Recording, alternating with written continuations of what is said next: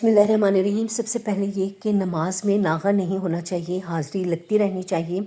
महबूब को पता चले कि हाँ आया है, चाहे सबक याद है या नहीं याद है, लेकिन हाज़िरी लगती रहनी चाहिए। तो आइए चलते हैं 21वीं की रात के वज़ाइफ की तरफ।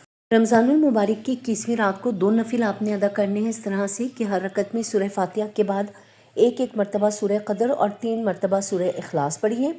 सलाम फिरने के बाद 70 मरतबा दुरूद पाक और 70 मरतबा इस्तग़फ़ार पढ़िए।